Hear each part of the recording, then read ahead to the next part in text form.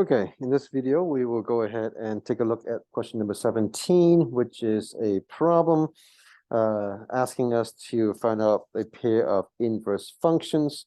Now, there are two approaches you can do. One is to start from one function, could be f of x, and then you would go ahead and switch the x and y, find out the g of x, and then you see if that is the case. But I want to use a more formal approach, which is a definition of inverse that says f of g of x must equal to x. Okay, so we have f of x right here, well, f of f function, but we will put the g of x in here, and then we start to see if it is going to give us a just x. And in this case, we actually don't, because we have minus x plus 2. That's not equal to x. That's not a pair of inverse functions. Okay, so choice A, not good. What about choice B? What about f of g of x of choice B? It's 3x, and then we put the g of x inside, which is minus 3x, and we say, do they give you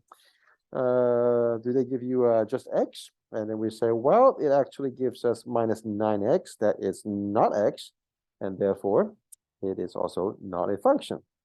Now, by default, since there are two total answers, that means C and D would automatically be the answer. But let's go ahead and see and pretend that we don't know the answer yet. Okay, so 2 plus x. Now, as you can see here, I always like to use my parentheses for my substitution, and it is a very, very good practice just to make sure that you have everything substituted correctly and properly. The 2 and the minus 2, they cancel each other out, so you have x by itself, which is nice. So that's why C is the answer. And then for D, okay, what about D? It's f of g of x, that is 2 times x, and then inside the x, we have x over 2, and that's equal to x. So therefore, D is also the answer.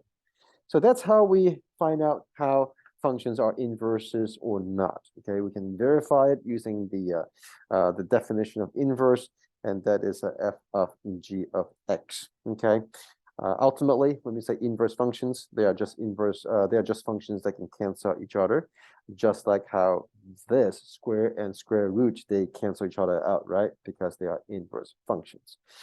Okay,